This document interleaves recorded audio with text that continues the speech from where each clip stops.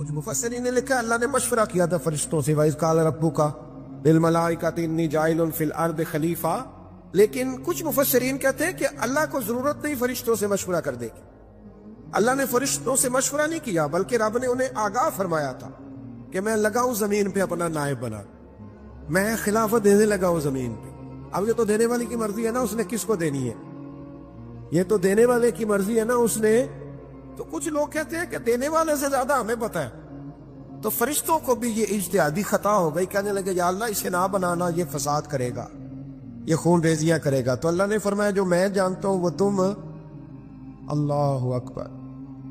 امام راضی فرماتے جب رمضان آتا ہے تو اللہ فرشتوں سے کہتا ہے ذرا یہ کھول کے دروازے دیکھو نا یہ زمین پہ کیا کر رہے ہیں، تم تو کہتے تھے فساد کریں گے اور یہ سارے تراویح بڑھ رہے، تم تو گویا کہتے تھے فساد کریں گے اور یہ تو دیکھو گویا رمضان کے روزے رکھ رہے، یہ تو میری یاد میں نکلے ہوئے، تم کچھ کہتے تھے اور دیکھو میں نے تمہیں کہا تھا نا جو میں جانتا ہوں وہ تم۔ اللہ نے پھر حضرت آدم علیہ السلام کو تمام زمانے کے علوم عطا کیے، علم سکھا لیا، تو فرشتوں سے کہا تم بھی ان چیزوں کے نام بتاؤ، تو وہ بتا سکے نہیں۔ اللہ نے فرمایا اب اس طرح کرو آدم کو سجدہ کرو، سب نے سجدہ کیا سوائے، وہ کہنے لگا یا اللہ صرف تجھے ہی کرنا ہے، کرنا بھی صرف اللہ کو چاہیے، پر رب کے آگے بھی جھکنا چاہیے، اور جس کے سامنے رب جھکائے نا وہاں بھی، اور یہ جو عاجزی ہے نا، یہ جو جھکنا ہے یہ علم کے آگے ہے۔ ہماری مصیبت یہ ہے کہ ہم علم کے آگے بھی گردن جھکانے کو تیار نہیں ہوتے، وہاں بھی ہم خود عالم فاضل بن جاتے ہیں۔ تو فرمایا کہ سب سے کہا سجدہ کرو، سب نے سجدہ کیا سوائے ابلیس کے، تو پھر ہوا کیا وَكَانَ مِنَ الْكَافِرِينَ، وہ کافروں میں سے ہو گیا۔ پھر اللہ نے حضرت آدم کو اور جناب حوا کو نا مقام دے دیا جنت میں رہنے کے لیے، اور کہا سارا کچھ کھانا، درخت کے قریب نہ جانا، فطرت ہے نا انسان کی، وہ جستجو کرتا ہے، کہا اس درخت کے پاس نہ جانا۔ تو حضرت حوا سلام اللہ علیہ کہتے ہیں دل میں خیال رہتا تھا کہ آخر ہے کیا درخت کے پاس۔ یہی انسان کا عقیدہ توحید ہے کہ جہاں سے رب منع کر دے وہاں وہ منع ہو جائے، اور یہ ان کی خطا نہیں تھی، یہ اللہ کی حکمت تھی، چونکہ رب نے تو پہلے کہہ دیا تھا بنایا ہی زمین کے لیے، تو یہ تو سارا کچھ ہونا تھا تو زمین پہ آنا تھا نا۔ تو حضرت حوا اور جناب آدم کے پاس شیطان آیا، اس کو نکال تو دیا تھا پر ابھی اس کا جنت میں آنا جانا بند نہیں ہوا تھا، یہ بھی اللہ کی حکمت تھی۔ تو وہ کہنے لگا تمہیں پتہ ہے بعد میں مر جاؤ گے، تو حضرت حوا کہنے لگی کیا موت بھی آئے گی، کہاں، اس کی تکلیف بھی بڑی ہوگی، تو پھر بچیں گے کیسے؟ تو کہنے لگے پھل کھا لو اس درخت کا، تو بچنے کے لیے پھل کھایا تھا۔ حضرت عیسیٰ علیہ السلام ایک دن پڑھ رہے تھے انجیل، تو آپ نے نبی پاک کا تذکرہ پڑھا، اس سانپ نے سن لیا، تو حضرت عیسیٰ سے کہنے لگا حضور یہ بتائیں کہ وہ نبی پاک ملیں گے کہاں؟ تو حضرت عیسیٰ فرمانے لگے کہ مکے میں آئیں گے اور مدینے میں رہیں گے۔ تو کہا ملاقات کیسے ہو سکتی ہے؟ فرمایا چلا جا مکے۔ تو وہ سانپ 600 سال غار ثور میں، اور اس نے 70 جگہ پہ سوراخ کیے۔ کتنے سال بیٹھا رہا؟ بول کے بتائیے، آپ 6 گھنٹے بیٹھ کے دکھائیں، سوال ہی نہیں پیدا ہوتا۔ ہم بڑے کمزور ہو گئے، ہمارے لیے معاملہ بڑا اور طرح کا ہے، ہماری مرضی کا کوئی بات کرے تو ہم اس سے راضی ہیں۔ 600 سال وہ سانپ بیٹھا رہا، 600 سال، اور 70 اس نے سوراخ کیے غار ثور میں، لیکن وہ بھی عاشق تھا نا۔ اور یہاں معاملہ یہ تھا کہ ابوبکر صدیق دعا مانگ کے گئے تھے کہ میں نے کسی کو موقع نہیں دینا، ایک میں ہوں گا دوسرا میرا یار ہوگا۔ وہ غار ثور کی تو لذت یہ والی تھی، ایک میں ایک میرے محبوب۔ اس نے 70 سوراخ کیے ہوئے تھے، جناب ابوبکر صدیق نے کہا حضور آپ ٹھہریں، میں ذرا بھی آیا صفائی کر کے۔ تو نبی کریم علیہ السلام رکے، تو حضرت ابوبکر صدیق نے کہیں پگڑی پھاڑ کے رکھی، کہیں چادر پھاڑ کے رکھی، اتنے سوراخ بند کیے تو جو ایک رہ گیا وہاں ایڑی رکھ دی۔ تو اب وہ سانپ بھی شکوہ کرنے لگا کہ یار تو بھی کوئی نرالا ہی عاشق ہے کہ میں نے تو کسر ہی کوئی نہیں چھوڑی تھی، 70 سوراخ کیے تھے اور تو نے بھی کمال ہی کر دی ہے، یہ سارے ہی بند کر دیے، جو بچ گیا اس پہ ایڑی رکھ دی۔ اس نے پتہ نہیں کتنے ڈنگ مارے۔ سانپ کا جب ڈنگ لگتا ہے تو وجود میں بہت زیادہ گرمی پیدا ہوتی۔ حضرت ابوبکر صدیق کے بارے میں ہمارے شارحین نے لکھا روئے نہیں، وجود اتنا گرم ہوا کہ آنسو ٹپک پڑے۔ نبی کریم صلی اللہ علیہ وسلم نے فرمایا ہٹا نا ذرا پیر، پھر انہوں نے ہٹایا تو میرے مصطفیٰ میں لعاب دہن لگایا۔ حضرت ابراہیم ابن ادہم رحمت اللہ علیہ بادشاہ وقت تھے، اللہ سے بڑا پیار تھا، رات کو بستر پہ لیٹتے تو دل کرتا میرے اندر بھی اللہ ایسی صلاحیت پیدا کرے کہ میں بولوں تو میرا رب مان جائے، میں بات کروں تو میرا رب میری اس بات کا بھرم رکھے۔ دل میں خیال آتا تھا، لیکن تھے تو بادشاہ، نرم نرم بستروں پہ سوتے تھے. ایک دن سوئے ہوئے تھے, چھت پہ کسی کے چلنے کی آہٹ محسوس ہوئی. بادشاہ کی چھت پہ بغیر اجازت آ کون گیا؟ کون ہے چھت پہ؟ تو جب مالک کسی کو قریب بلانا چاہتا ہے تو سبب بھی پیدا فرمائی دیتا ہے. وہ بندہ تھا کہ فرشتہ تھا؟ وہ انسان تھا یا اللہ کا پیغامبر تھا؟ اوپر سے بولا, کہنے لگا میرا اونٹ گم ہو گیا ہے, آپ کی چھت سے تلاش کر رہا ہوں. میرا بولیے گا, میرا اونٹ گم ہو گیا ہے, آپ کی چھت سے تلاش کر رہا ہوں. حضرت ابراہیم ابن ادم کہنے لگے بڑا بیوقوف ہے, بھلا اونٹ کا چھت پہ کیا کام؟ تو وہ اوپر سے آواز دے کے کہنے لگا آپ بھی بڑے بیوقوف ہیں, نرم نرم بستروں پہ خدا کی یاری کا کیا کام؟ نرم بستر بھی ہو, آرام بھی ہو, رب بھی ملے. الذین یذکرون اللہ قیاما وقعودا وعلی جنوبہم, اٹھو, بستر چھوڑو, اس کی بارگاہ میں کبھی قیام کرو, کبھی سجدہ کرو, کبھی رو کے اسے مناؤ, کبھی ناز کر کے اسے مناؤ, کبھی اس کے یار پر درود پڑھ کے مناؤ, کبھی قرآن کی تلاوت کر کے مناؤ, کبھی ذکر حسین کر کے مناؤ, کبھی یاد صدیق کر کے مناؤ, کبھی سیدہ فاطمہ کا نام لے کے اسے راضی کرو, کبھی حضرت عائشہ کے تذکرے کر کے اسے راضی کرو. پھر بستر پہ کیوں لیٹے ہوئے؟ حضرت ابراہیم بن ادم فرماتے دل پہ چوٹ کر گئی بات, اٹھا, بادشاہی چھوڑ دی, جنگل میں نکل گیا, اس کی یاد میں لگ گیا, چھوڑ دیا سارا کچھ. ایک دن دریا کنارے بیٹھے, سوئی دھاگے کے ساتھ اپنی قمیض سی رہے. پرانے دور کا وزیر گزرا, اسے بڑا ترس آیا, آگے کہنے لگا بادشاہ کیا آپ نے خوب پایا؟ دیکھو نا کتنی آپ کی سلطنت تھی, کیسے عیش و عشرت تھے, ایک اشارہ کرتے تھے تو سارا ملک اکٹھا ہو جاتا تھا. اب آپ کو کپڑے سی کے دینے والا بھی کوئی نہیں رہا, اپنے ہاتھ سے آپ کپڑے سی رہے ہیں. یہ کیا آپ نے اپنا حال کر لیا ہے؟ جے تو وکیا عشق بازار بھی نہیں, جے تو چڑھیا اتے بار بھی نہیں, ایڈا سستا سودا پیار بھی نہیں, ایڈا سوکھا لبدا یار بھی نہیں. کئی جنگل گانے پیندے نے, کئی دوزخ لگنے پیندے نے, جو اس ملوں بھی مل جاوے, ایڈو سستا ہور بپار بھی نہیں.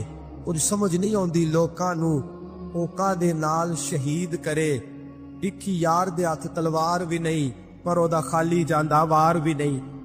مانے لگے وہ کیسی بادشاہت تھی, اور یہ آپ کو کپڑے سی کے دینے والا بھی کوئی نہیں. اللہ کے بندے زیادہ باتیں نہیں کرتے, کام زیادہ کرتے ہیں. وہ پاسوں میں نہیں الجھتے, وہ عمل کی دنیا میں آگے نکلتے ہیں. بول بول کے اپنا آپ ظاہر نہیں کراتے, وہ اپنے کردار سے اپنا آپ ظاہر کراتے ہیں. سوئی کے ساتھ کپڑے سی رہے تھے, سوئی دریا میں پھینک دی, بولے کچھ نہیں. اس نے کہا کہ وہ بادشاہت کتنی اچھی, جواب کچھ نہیں دیا, سوئی پھینک دی.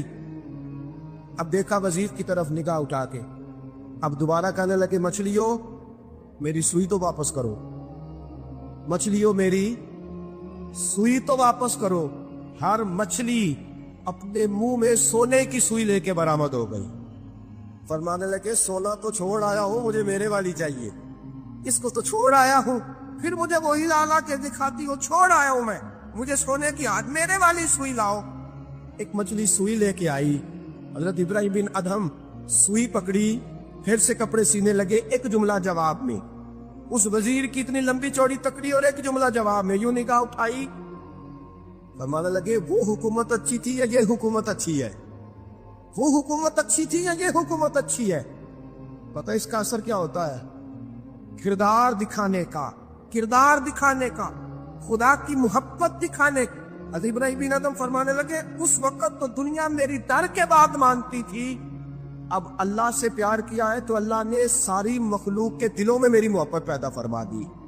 اب لوگ مجھ سے محبت کرتے ہیں اس لیے کہ میں نے اللہ سے پیار کیا ہے, اس نے سارے میرے فرما بردار بنا دیے ہیں. پتہ اس کا اثر کیا ہوتا ہے؟ وزیر نے کیا کیا, گھوڑے سے اترا اور ساتھ جو نوکر تھا اس کو کہنے لگا یہ گھوڑا واپس محل میں لے جاؤ, مجھے بھی وہ والی بادشاہی نہیں چاہیے, یہ والی بادشاہی چاہیے. میں بھی یہ والی بات. میرے عزیز تو کہاں کھویا پھرتا ہے؟ حضرت جابر بن عبداللہ رضی اللہ تعالی عنہ, بخاری مسلم ہے, کہتے ہیں جب خندق کی جنگ ہو رہی تھی نا, غربت بڑی تھی, قحط بڑا تھا, صحابہ پریشان تھے, 2-2 3-3 پتھر پیٹ پہ باندھے ہوئے. میں حضور کو دیکھ کے گھر آیا تو زوجہ سے کہا بھلی مانس کچھ ہے کھانے کی؟ کہنے لگی تھوڑے سے جو ہے. تو میں نے کہا پیسوں کی تو کتنی روٹیاں بنے گی؟ کہنے لگی 2-3. 4 بن جائیں گی. کہنے لگے سالن. زوجہ کہنے لگی اگر وہ بکری کا بچہ ذبح کرو تو 3-4 بندوں کا سالن بھی بن جائے گا. کہتے میں نے اسے ذبح کیا, بیوی سے کہا تو جاؤ پیس. کہتے میں نبی کریم کی بارگاہ میں حاضر ہوا صلی اللہ علیہ وسلم, حضور کی خدمت میں. زوجہ کہنے لگی کان میں کہنا حضور کے, سارے نہ آئے. جس طرح لیڈروں کے کھانے اندر ہوتے ہیں علیحدہ, اور جو نعرے لگا رہے ہوتے ہیں نا سویر سے انہیں ڈبہ ملتا ہے, لیکن وہ پھر بھی نعرے لگاتے ہی رہتے ہیں. مجھ پہ الزام لگنے لگا ہے کہ آپ سیاست دانوں کو ہر جمعے میں رگڑا دیتے ہیں. تو میں کہنا صحیح کر چھوڑو پھر اسی مڑ جانے. تنوا کو سیانے ہو جائیں, یہ سیانے نہیں ہو رہے, ہمیں بات کرنے کی بھی اجازت نہیں. شعر کہہ دیتا ہوں کہ ہم آہ بھی کرتے ہیں تو ہو جاتے ہیں بدنام, وہ قتل بھی کر دے تو چرچا نہیں ہوتا. انہوں نے کدے پوچھا جے, سامنے آخیا جے چپ رہو. لیکن بھائی یہ اس ممبر کا تقاضا ہے, میرے امام اعظم کا فتویٰ ہے, جو عالمی حالات سے باخبر نہ ہو وہ جمعے کا خطبہ نہ دے. وہ جو رٹی رٹائی باتیں ہم سے نہیں ہوتی, اس لیے کہ جلال بادشاہی ہو یا جمہوری تماشا ہو, جدا ہو دین سیاست سے تو رہ جاتی ہے چنگیزی. حق بات انشاءاللہ ہو رہی ہے اور ہوتی رہے گی. تو بات صاف ستھری ہے. اگر کوئی بات ایسی ہوگی تو وہ بات, اگر غوث پاک اپنے خطبہ جمعہ کے اندر کہہ سکتے ہیں کہ میں ظالموں کو حکمران نہیں بننے دوں گا, تو ہم تو ان کے نوکر ہیں نا. پھر ہم قادری کیسے ہوئے اگر غوث پاک کے طریقے پہ عمل ہی نہ کریں تو؟ اس لیے مہربانی کرے ہمیں کوئی شخص ایسا مشورہ نہ دے. بلکہ کئی دفعہ ظلم ہوتا ہے, جب کوئی مشورہ دیتا ہے تو عورتیں تو انہوں دل کرتا ہے. اس لیے مہربانی کرے ایسی کوئی مشاورت نہ کرے. بالکل جو غلط بات کرے گا اس پہ ہم بولیں گے, اور آہستہ آہستہ نہیں, کھل کھلا کے بولیں گے, بالکل بولیں گے. اس لیے کہ اللہ نے زبان دی ہے, وہ کسی وڈیرے کے قدموں میں بیٹھنے کے لیے نہیں دی, وہ رسول اللہ کے ترانے پڑھنے کے لیے دی ہے. ترانے پڑھنے, اگر حضرت بلال رسیوں میں بند ہو کے اور ابو لہب اور عتبہ اتیبہ اور عبداللہ بن جدان اور امیہ بن خلف جیسے لوگوں کے بیچ کھڑے ہو کے کہہ سکتے ہیں نہیں بات جو سچی ہے وہ کی جائے گی, تو ممبر رسول پہ بیٹھ کے نہیں کہہ سکتے؟ اپنے بھی خفا مجھ سے ہے, بیگانے بھی ناخوش, میں زہر حلال کو کبھی کہہ نہ سکا کن, میں کہتا ہوں وہی بات سمجھتا ہوں جسے حق نے ابلائے مسجد ہوں میں توحید کا فرزند. اس لیے کوئی شخص اس نہ سمجھے. ہاں یہ بات علیحدہ ہے کہ ہمارا سیاسی ایجنڈا کوئی نہیں, ہمارا ایجنڈا رسول اللہ کی نوکری ہے صلی اللہ علیہ. سیاسی ایجنڈا کوئی نہیں. اللہ کے وقت کی محبت تو سیاست کا چلن چھوڑ دیا, ہم اگر عشق نہ کرتے تو حکومت کرتے, وہ بات علیحدہ ہے. ہمارا علام دام پر سر مطلب. حضرت جابر ابن عبداللہ رضی اللہ تعالیٰ عنہ کہتے زوجہ نے کہا کان میں کہنا, میں نے کان میں جا کے کہا حضور 2-4 بندوں کی روٹی ہے, آ جائیں کھانا کھا لیں. وہ والا رنگ نہیں تھا نا کہ لیڈروں کا کھانا اور کارکنوں کا کھانا چلو اور گل کر لینے. پیران دی یخنی تے روٹیاں پہ ہو کے کہندے حضرت جی بیمار نے تے مرید لنگر کھانے دے شفا ہے, تے میں کہا تو بھی کھا مار تینوں بھی شفا ہو جائے گی, تو اپنے لیے تے چوری پکائی اندر. یہ رنگ وہاں نہیں تھا. میرے نبی پاک سید عالم صلی اللہ تعالی علیہ وسلم کے کان میں کہا حضور 4-5 بندوں کی روٹی ہے. حضور باہر نکلے خندق سے, باہر نکل کے فرمایا چلو بھائی سارے, جابر نے کھانا پکایا ہمارا. حضرت جابر کہتے میں نے دوڑ لگائی گھر آ گیا, اور میں نے کہا تجھے تیری مار ہوئے, حضور تو 1000 سے زیادہ بندہ لے کے آ رہے. تو کہتی تو نے کہا نہیں تھا نبی پاک سے 4-5 بندوں کا ہے. حضرت جابر کی زوجہ کا عقیدہ سنو. کہنے لگے میں نے تو کان میں کہا تھا, دوسرے نے سنا بھی نہیں, وہ تو حضور نے کہا سارے چلو. تو کہتے زوجہ مجھے تسلی دینے لگی, کہنے لگی بس پھر جو نبی آ رہے ہیں وہ انتظام بھی کرائیں گے, جو آ رہے ہیں وہ انتظام بھی کرائیں گے. کیا کہا مولانا حسن رضا نے, قلم توڑ دیے. کہنے لگے آج جو عیب کسی پر نہیں کھلنے دیتے, آج جو عیب کسی پر نہیں کھلنے دیتے, ارے کب وہ چاہیں گے میری حشر میں رسوائی ہو. دل میں ہو یاد تیری کوچائے تنہائی ہو, پھر تو خلوت میں عجب انجمن آرائی ہو. کہتے حضور آئے 1000 سے زیادہ کا لشکر لے کے, اور مجھے فرمانے لگے روٹیاں نہ پکانا, پہلے آٹا میرے پاس لاؤ, اور چولہے سے کھانا نہ اتارنا, مجھے لے جاؤ. کہتے میں نے سالن بھی پیش کیا, روٹیاں بھی.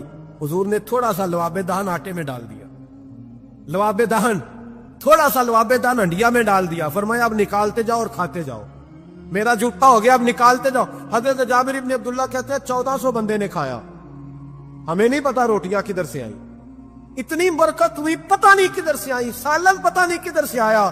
کہتے ہیں سارے سیر ہو کے کھا لیا تو فرمایا چلو بھی جاؤ جا کے کام کرو. مجھے فرمانے لگے اب تو بھی کھا, آ جا بچے بھی بلا. کہتے سب نے کھایا. حضور اٹھ کے جانے لگے تو فرمایا ذرا روٹیاں دیکھ, پہلے زیادہ تھی کہ اب زیادہ ہے, ذرا دیکھنا سالن پہلے زیادہ تھا کہ اب زیادہ ہے. تو میں نے کہا نہیں حضور پہلے سے زیادہ ہے, میرے محبوب کے تبرک میں اتنی برکت ہے.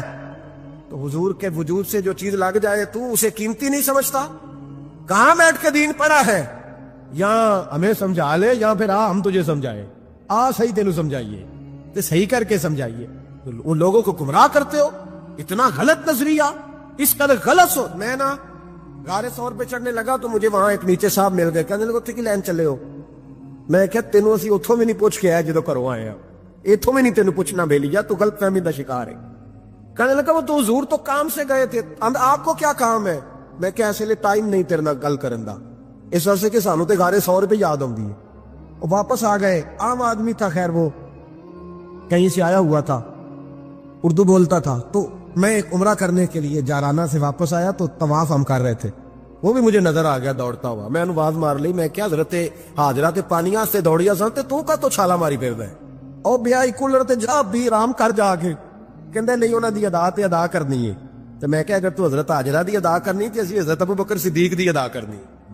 عجیب آدمی ہے بھائی تو, عجیب بات ہے. لوگوں کا فلسفہ اپنا اپنا, اور پھر پکڑے ہم کہ اس بندے کو جو جواب نہ دے سکے. ایسا نہ کرو, یہ زیادتی ہے. امت کو اکٹھا کرو. اتفاق, یہ مجھ سے سوال کئی جمعے سے ہو رہا تھا. میں اصل میں نا ان موضوعات کو چھیڑتا نہیں, میری طبیعت اور ہے. لیکن کوئی بندہ یہ نہ سمجھے کہ ہمیں جواب نہیں آتا. یہ سوال اٹھا تھا, کوئی یہ نہ سمجھے کہ ہمیں جواب اللہ کے فضل سے, اللہ کے فضل سے. یہ قرآن مجید پڑھا ہے, یہ مسجد ہے, یہ جمعے کا دن ہے. ہم بات صرف وہ کرتے ہیں جس میں ضمیر اجازت دیتا ہے. اس لیے کہ سدا تو نہیں نہ رہنا, پتہ نہیں صبح اٹھ سو کے اٹھنا ہے کہ نہیں اٹھنا, تو کون کو گمراہ کر کے دین کے نام پہ جانا کدھر ہے. اس لیے بھائی خیال ہوتا ہے کہ تم لوگوں کو خراب نہ کرو. ہم تو چاہتے ہیں امت اکٹھی ہو جائے, لیکن جو ظلم کرتے ہو جب چھیڑو گے کسی کو تو پھر تو اس کا حق بنتا ہے نا وہ بولے. تو چھیڑا جاتا ہے. تھوڑے دن ہوئے حضرت حلیمہ سعدیہ کا سارا گھر گرا دیا, بلڈوزر چلا دیا. کہنے لگے یہاں لوگ آتے ہیں تو شرک ہوتا ہے. اور میں نے کہا جہاں اللہ کریم نے توحید پھیلانے کے لیے رسول کو بھیجا, 4 سال جہاں نبی پاک رہے, وہاں کیسے شرک ہو سکتا ہے. کس طرح کی تو بات کرتا ہے. بہرحال جہاں میرے نبی پاک بیٹھ جائے وہ جگہ برکت والی ہو جاتی. اس جگہ کو چومنا مسلمان کا ایمان ہے, اس جگہ پہ سجدہ کرنا مسلمان کا ایمان ہے, اس جگہ بیٹھ کے تبرک حاصل کرنا یہ مسلمان کا. میں تو پہلی دفعہ ریاض الجنت میں داخل ہوا تو میرے ساتھی کہنے لگے کیا ہوا. میں کہا ادھر آؤ, لوکاں نو اگے جا کے ملنی, سانو ایتھے ہی لب گئی ہے. روضۃ من ریاض الجنہ, باہر حدیث لکھی ہے. حضور نے فرمایا جو یہاں آ گیا وہ جنت میں آ گیا. یہ ہے ارض جنت, یہ طیبہ کی زمین ہے. جنت بھی یہی, مال کے جنت بھی یہی ہے. ایک بات اور کرنی ہے, بڑی ضروری ہے, میری بھی اور آپ کی بھی ذمہ داری ہے, اس کو بھی ضرور کرنا چاہتا ہوں. سن لیں, محمود غزنوی نا گزر رہے تھے, یہ آپ نے نا میری طرف دیکھنا ہے. یہ بات سنتے ادھر دیکھو, خاص اہم مسئلہ ہے, اس پر بڑا ضروری ہے آپ کا متوجہ رہنا. محمود غزنوی کہتے ہیں میرے دل میں خیال آیا کرتا تھا ہمیشہ کہ میں واقعی سبکت الدین بادشاہ کا بیٹا ہوں یا معاذ اللہ میرا باپ کوئی اور ہے. اور ایک خیال مجھے آتا تھا کہ قیامت واقعی قائم ہوگی, شک رہتا. اور تیسرا میرے دل میں خیال آتا تھا کہ یہ مولوی بیچارے کمزور سے ہوتے ہیں, تو حدیث پاک میں آتا ہے کہ علماء نبیوں کے وارث ہیں. تو یہ واقعی حدیث سچی ہے یا مولویوں نے اپنی شان کے لیے بنا لی ہے. کتنے شک تھے 3, میں کہتا نہیں تھا کسی سے, پر دل میں رہتے تھے. ایک دن میں ہندوستان کی ایک گلی سے گزر رہا تھا تو دین کا ایک طالب علم نے ایک کونے میں بیٹھ کے, تھڑے پہ پھٹے پہ بیٹھ کے نا سبق یاد کر رہا تھا. اسے جب سبق بھول جاتا نا تو ایک ہندو کھتری کی دکان تھی, اس کے اندر چراغ جل رہا تھا اور ایک چھوٹا سا روشن دان تھا, اینٹ نکلی ہوئی تھی, وہاں سے نا ایک کرن باہر آ رہی تھی روشنی کی. تو وہ طالب علم جب سبق بھول جاتا تو کتاب روشنی کے آگے کرتا, عبارت دیکھتا, پھر کونے میں جا کے یاد کرتا. محمود کہتے مجھے بچے کا ذوق بڑا اچھا لگا. میں نے اسے بلایا, میں نے کہا بچے تم لالٹین کیوں نہیں خریدتے؟ تو کہنے لگا میں یتیم ہوں اور رسول اللہ کا دین پڑھنا میرا شوق ہے, مدرسے میں پڑھتا ہوں پر غربت ہے, لالٹین نہیں. کہتے میں نے اسے تھپکی بھی دی اور لالٹین بھی دی. میں نے اسے کہا 2 سپاہیوں کی ڈیوٹی لگائی, جب تیل ختم ہو جائے تم نے تیل پہنچانا ہے. محمود کہتے زندگی میں بڑی نیکیاں کی تھی پر اتنا سکون آج ملا پہلے کبھی نہیں ملا تھا. کہتے شاہ کی نماز پڑھی تو دل میرا ٹھنڈا ٹھنڈا ٹھار, پھولوں کی سیت پہ میں سویا کہتے ہیں آج تو میرے نصیب ہی جاگ گئے، نصیب ہی جاگ گئے۔ کہتے ہیں سارا شہر ایسے جیسے پھولوں کی طرح مہک رہا ہے۔ کہتے ہیں میں کیا دیکھتا ہوں کہ خواب میں میرے رسول تشریف لے آئے، خواب میری وچ ماہی آیا تے میں گل وچ پا لئیاں باواں، تے ڈر دی ماری اکھ بھی نہ کھولاں کتے پھر وچھڑ نہ جاواں۔ اور کسی شخص نے کہا سچے ہویا مینوں ترلے لیندیاں، کدی موڑ میرے ول واگاں، خواب میری وچ ایک وار جے آویں میں ساری عمر نہ جاگاں۔ کہتے ہیں حضور آئے خواب میں، ایک جملہ حضور نے کہا، ایک جملہ نبی پاک صلی اللہ علیہ وسلم نے کہا ایک، اور میرے تینوں سوالوں کے جواب دے دیے۔ ذرا دل کے کانوں سے سننا۔ کہتے ہیں محبوب فرمانے لگے او سبکتگین کے بیٹے، تو نے آج میرے ایک وارث کی خدمت کی ہے، میں قیامت کے دن تیری سفارش کروں گا۔